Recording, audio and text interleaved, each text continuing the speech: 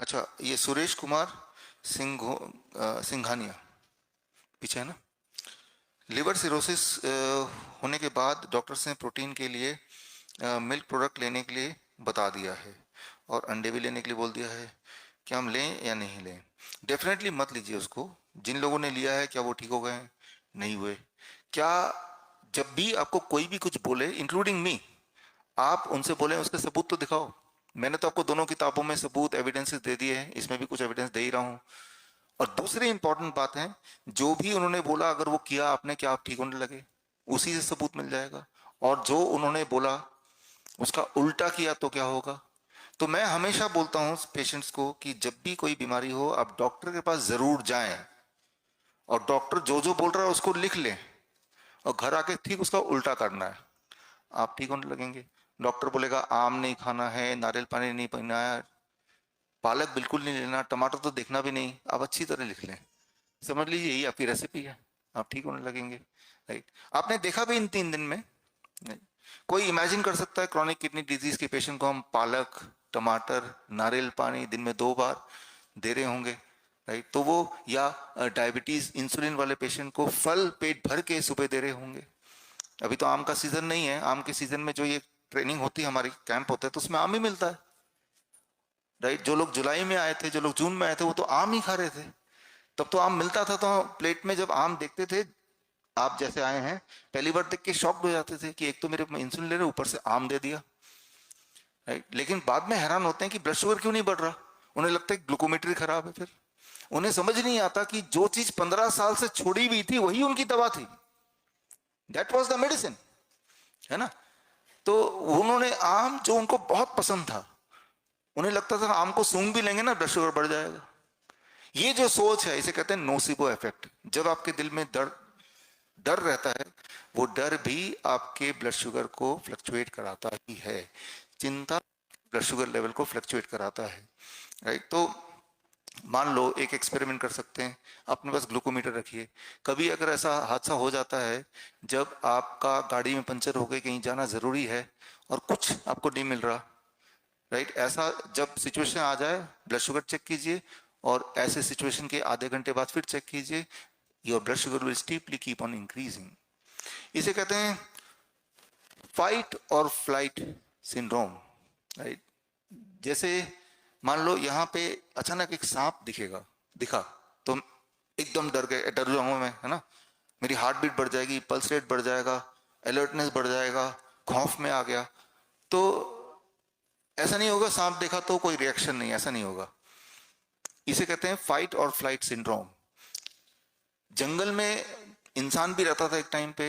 एक जीब्रा है, जैसे जीब्रे के कान में किसी शेर के कुछ खुसफुस की आवाज हो रही है, उनके नाक में कुछ शेर की कुछ स्मेल आ रही है, तो क्या होगा? उसका हार्ट बीट बढ़ जाएगा, उसके पल्स बढ़ जाएंगे, वो ज्यादा अच्छा दिखने लगेगा, वो ज्यादा शार्प सुनने लगेगा।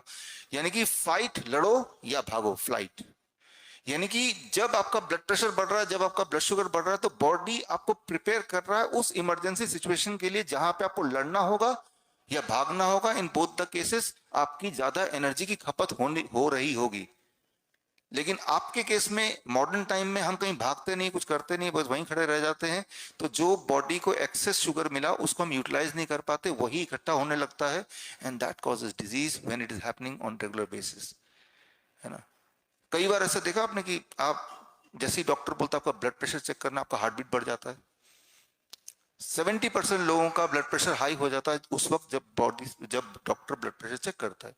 इसे कहते हैं व्हाइट कोट सिंड्रोम। है ना? डॉक्टर को देख के ब्लड प्रेशर बढ़ जाना, डॉक्टर बोलेगा देखो जी आपका ब्लड प्रेशर बढ़ा हुआ है, अरे आप ही की वजह से तो बढ़ा हुआ है ना? White coat syndrome. तो ब्लड प्रेशर जब भी चेक करना हो घर पे चेक कीजिए, डॉक्टर के पास चेक करेंगे तो उसका इन्फ्लुएंस आपको दिखेगा।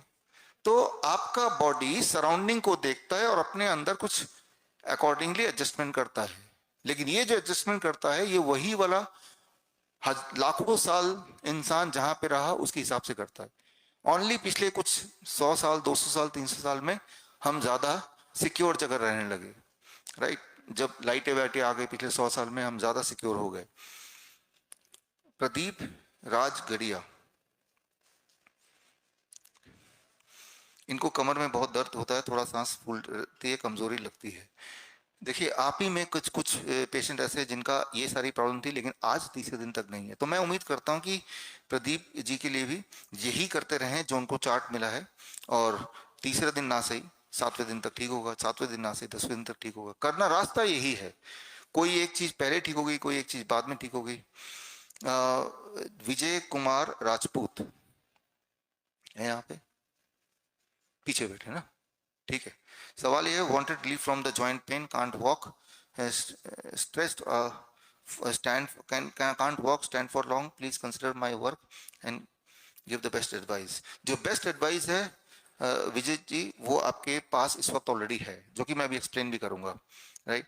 तो अब आराम कब मिलेगा? ये आपका बॉडी, जैसे मैं बोला, अपने बॉडी क्लॉक को सेट कर रहा है। कुछ को जल्दी मिल रहा है, कुछ लोग कल नहीं मिला था आज मिल गया, जिसको आज नहीं मिला हो सकता कल तक मिल जाए। इसे कीजिए, अपने आप को 10-15 दिन दीजिए। आई एम श्योर 10-15 दिन में ये सारी जो छोटी छोटी बातें हैं, इनमें आपको ठीक से रिजल्ट मिलेगा। अच्छा, नयन देवनाथ, आप है ना?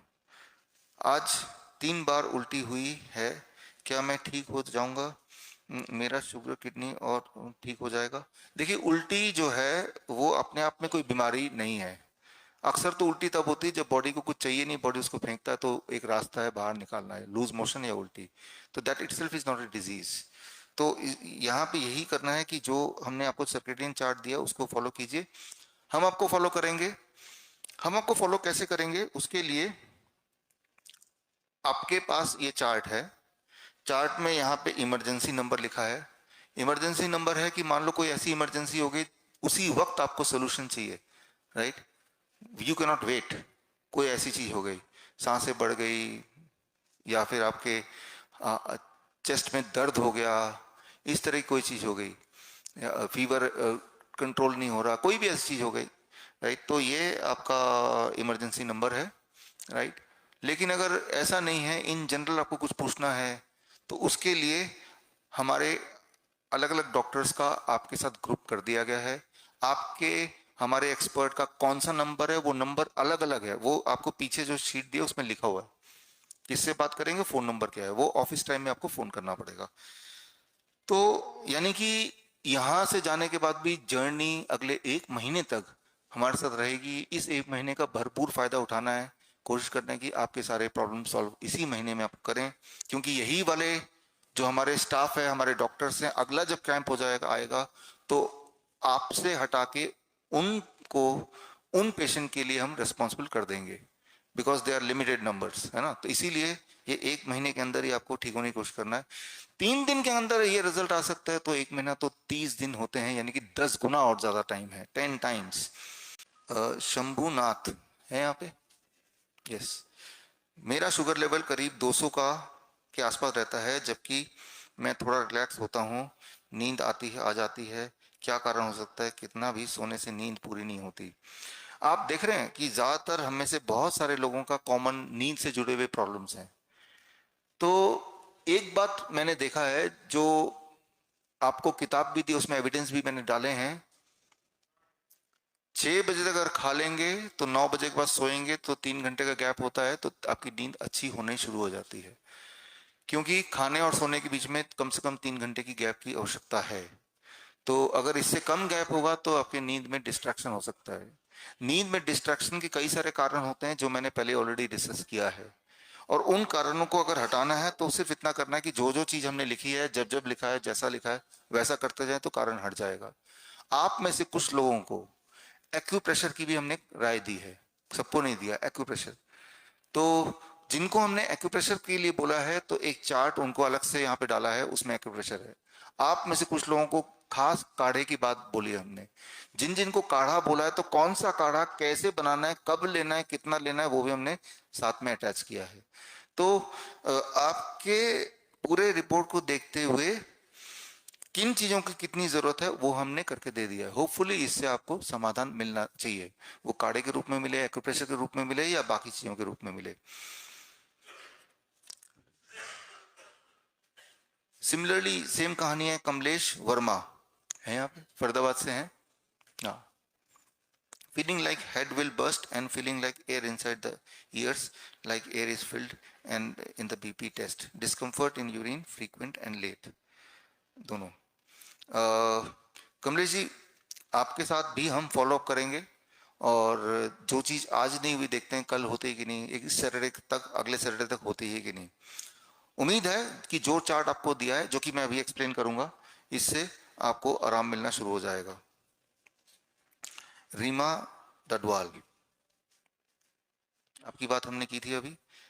वेट 48 था, अब फिर 44 हुआ, फिर 35 रह गया, जो अब स्टेबल है। अब तो थोड़ा वेट बढ़ भी गया यहाँ पे, हालांकि वेट काफी कम है 35, जब आप आए थे थोड़ा भी बढ़ गया आपका 800 ग्राम।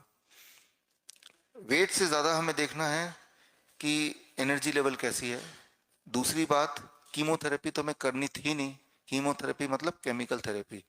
एक बात मैं आपको बताऊंगा बड़े ही ब्रीफली, कीमोथेरेपी का आविष्कारक कौन है, इसी से आपको पता चल जाएगा। इसका जवाब मैं नहीं दूंगा, आप ढूंढिए जवाब। आपको हैरानी होगी जान के कि इसका आविष्कारक दुनिया का सबसे खतरनाक आदमी है। दुनिया का सबसे खतरनाक आदमी अभी जिंदा नहीं है, वो कौन था? हिटलर। देखिए जवाब मिल गया। हिटलर जो है वो इन्वेंटर है कीमोथेरेपी का, जिसे हम केमिकल थेरेपी कीमोथेरेपी के नाम से जानते हैं। हिटलर के कंसंट्रेशन कैंप में इससे इंसान को स्लो पॉइजन करके मारा जाने लगा, यही से, यही वाले केमिकल से। लेकिन जब ये वर्ल्ड वॉर वगैरह खत्म हो गया तो वो सारी फैक्ट्री जहां पे ये केमिकल बनते थे, वो फैक्ट्री आज भी है, तो उसी फैक्ट्री को वही केमिकल बना के कि भाई ये कीमोथेरेपी हो गया। जब हिटलर कीमोथेरेपी करते थे तो वो बाल झड़ जाते थे, उनकी वेट खत्म हो जाता था, उनकी इम्यूनिटी जीरो हो जाती थी। वो स्लो पॉइजन करके उसको खत्म, धीरे धीरे करके इंसान को खत्म करने का टेक्निक हिटलर आविष्कारक है। इतिहास में ये दर्ज है, जो कभी मिट नहीं सकती है। तो जिस चीज से कंसंट्रेशन कैंप में इंसानों को एक्सपेरिमेंट किया जाता था, मारा जाता था, वही चीज आप कर रहे हैं और फिर सोच रहे हैं हम ठीक क्यों नहीं हो रहे। राइट, ये यूं बोलिए कि आपने वॉलेंटरीली खुद ही अपने आप को कंसंट्रेशन कैंप में जाना अलाउ कर दिया, खुद ही, कि मेरे ऊपर वही सारे एक्सपेरिमेंट करो जो कंसंट्रेशन कैंप में किया जाता था। जो मैंने अभी बताया इसको आप वेरीफाई कीजिए अपने लेवल पे, आपको सच पता चल जाएगा। वेरीफाई कीजिए, जरूरी है, it is matter of your life and death. Suresh Kumar Mishra, yes. आप पैक्ड फूड मना करते हैं, खजूर, अखरोट, बादाम, काजू, जो बंद पैकेट में बाजार में बिकते हैं, क्या उन्हें खा सकते हैं? देखिए कई बार तो ये प्रोसेस्ड होते हैं, जैसे मान लो रोस्टेड बादाम होते हैं वो सब, या फिर फ्राइड होते हैं, तो वो हमें समझना पड़ेगा। और जो चीज़ ऐसे नहीं है, सिर्फ कच्चा है, तो ले लीजिए आप। जो खजूर होते हैं वो कोटेड विथ शुगर होता है, तो ये अगर थोड़ा पहचान कर लें तो खा सकते हैं, क्योंकि ये नट्स वगैरह इतनी छोटी चीज़ें वो पैकेट में ही कोई देगा, राइट, वो पॉलिथीन में तो कोई दे नहीं सकता। मूंगफलियां होती हैं जो सड़कों में मिलती हैं, ठेले में मिलती है, सबसे अच्छा तो वही है। आप देखेंगे 10 रुपए देंगे तो इतना सारा मूंगफली होगा, आप खा ही नहीं पाएंगे, भर जाएगा। लेकिन ना जाने, पहले हम खाते थे बचपन में तो यही होता था, राइट। अब उसकी तरफ हम देखते भी नहीं है।